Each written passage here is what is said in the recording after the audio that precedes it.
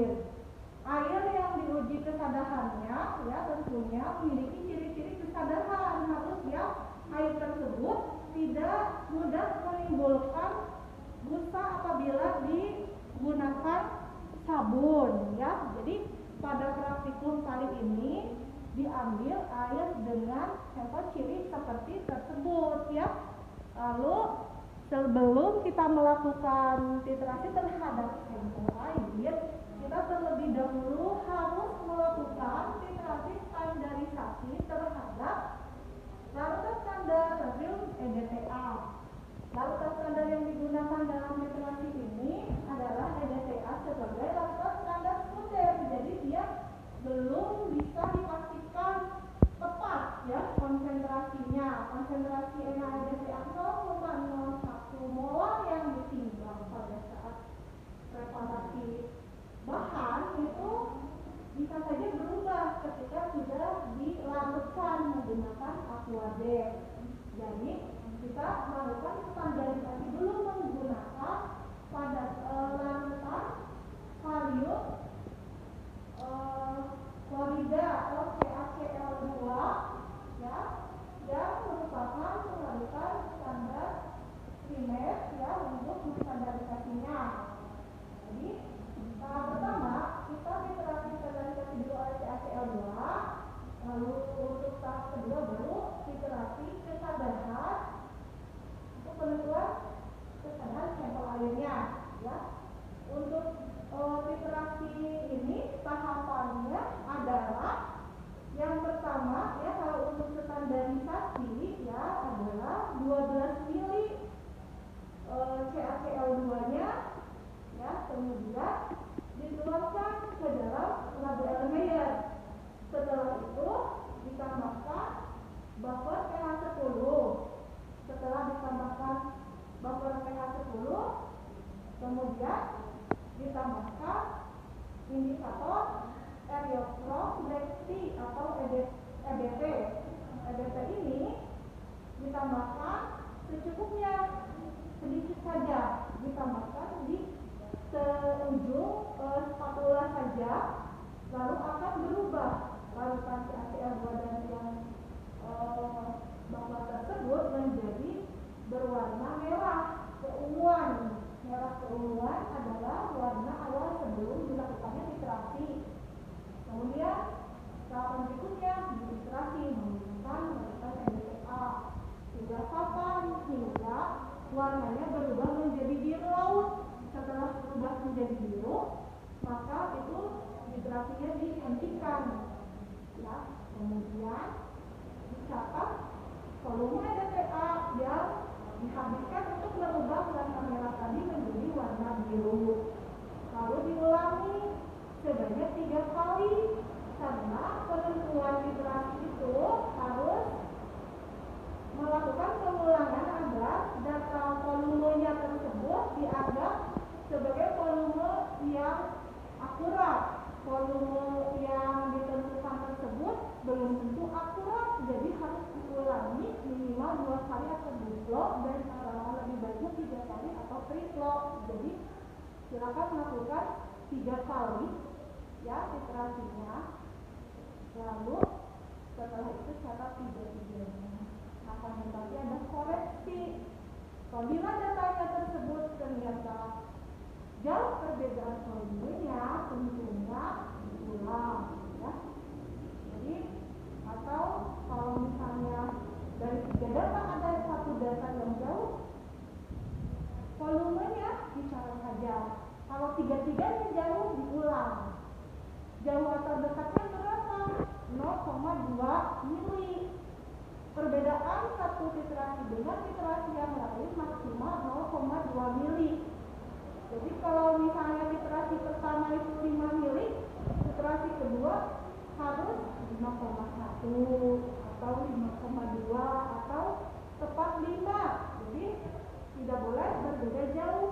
Apabila titrasi yang kedua adalah 5,1 dan titrasi ketiga adalah 6 mili, tentunya itu harus dibuang. Data yang ketiga kan sangat berbeda jauh, 6 mili ya, itu adalah hal yang harus dicatat dan dilakukan ya apabila telah melakukan pengulangan iterasi. Jangan sampai data yang didapatkan itu asal dapat gitu, jadi dapat 3 aja udahlah gitu, dijadikan data percobaan.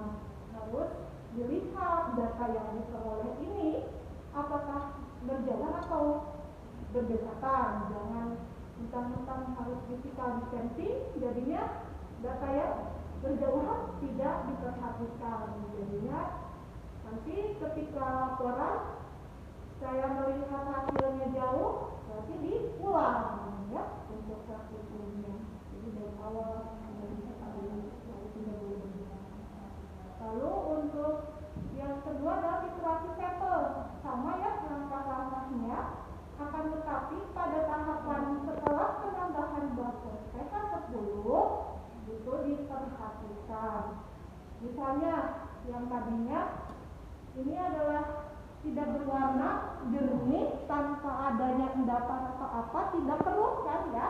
Lalu saat ditambahkan buffer pH 10 itu jadi keruh, jadi banyak endapan di dalamnya, tidak bening lagi, itu harus ditambahkan 1 mili KCM ya. Tapi kalau tidak, bening-bening saja Bu, nggak ada tuh yang kekeruhan seperti itu, artinya tidak ditambahkan KCM ya, dan masuk ditambahkan indikator EBT. Jadi sama seperti tadi ya, sampah-sampah untuk sampel juga.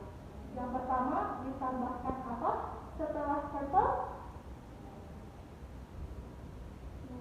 Buffer pH 10. Setelah buffer pH 10 ditambahkan indikator EBT.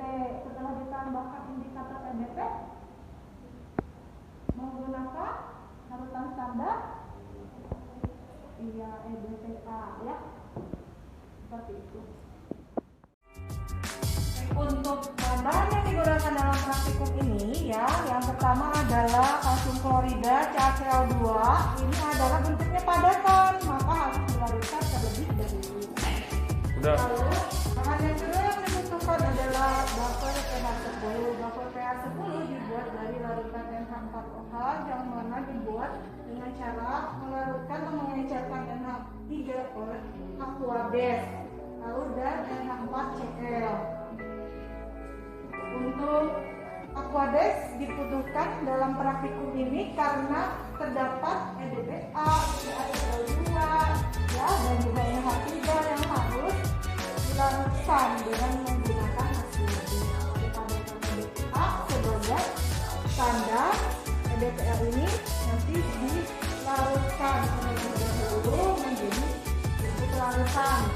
Lalu setelah itu ada indikator Eriophrombleti atau EBT sebagai indikator filtrasi kompleksometri ya, prinsipnya kan kompleksometri. Dan yang terakhir adalah sampel air yang akan ditentukan sebagai kesadaran. Untuk alatnya yang pertama adalah ada neraca. Neraca ini digunakan untuk menimbang bahan-bahan padatan yang harus dilarutkan menjadi larutan.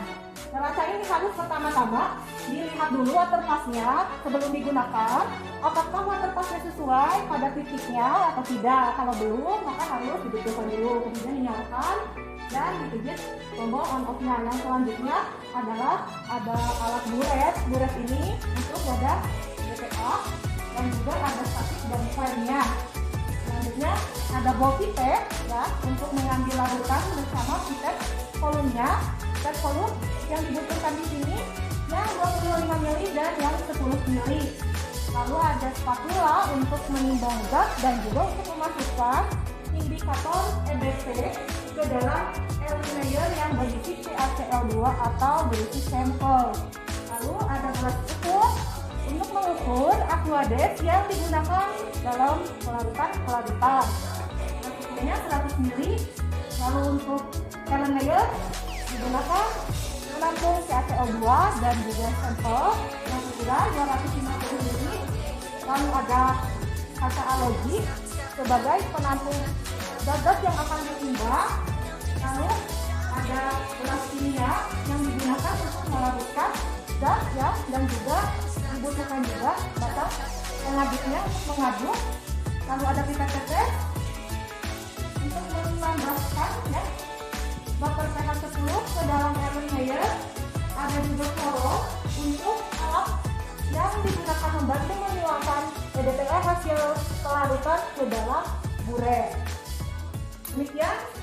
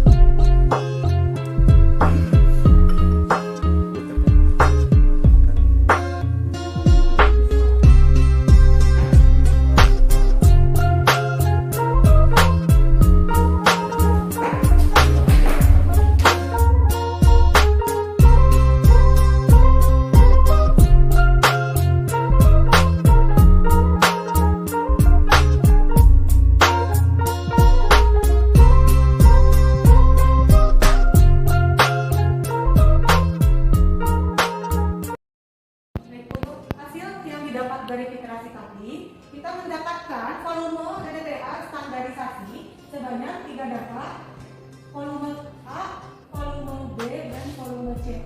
Untuk volume filtrasi standarisasi yang pertama adalah 8,9 mili, yang kedua adalah 9 mili, dan yang ketiga adalah 9,1 mili.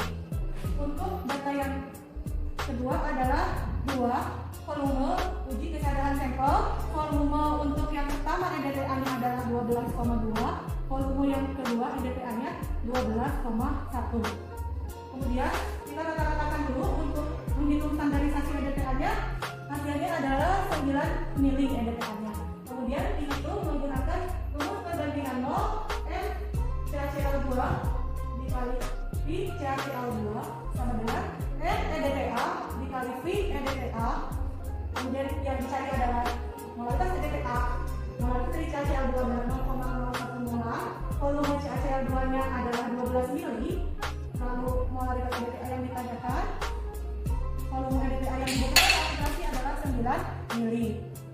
Dihitung ya menjadi 0,01 molar dikali 12 mili dibagi 9 mili. Hasilnya 0,013 molar. Ini adalah konsentrasi dari EDTA hasil standarisasi yang nanti akan digunakan untuk menghitung kesadaran di sini dan di sini. Selanjutnya, karena sudah diketahui bahwa EDTA hasil standarisasi adalah 0,013 molar, kita lanjut kepada perhitungan kesadaran total yang menggunakan satuan derajat Jerman yang pertama, dan nanti akan menggunakan perhitungan satuan miligram per liter CaCO3. Untuk yang pertama ini hasilnya ya 1000 dibagi 100 adalah 10. Kemudian bisa ditambah V2-nya adalah 12,2 ditambah 12,1 dibagi 2, lalu dikalikan hasil perhitungan ini 0,013 molar dikali 56 dan dikali 0,1, hasilnya adalah 6,73. Perhitungan yang kedua adalah menggunakan 1 mg per liter CaCO3. 1000 dibagi 110, P1 dan P2 nya adalah 12,2 dan 12,1 dibagi 2 dikali 0,013 molar dikali 100, perhitungannya diselesaikan, hasilnya 156 mg per liter CaCO3. Lalu dilihat ke dalam tabel interpretasi kesadaran berdasarkan derajat Jerman dan berdasarkan miligram per liter CaCO3.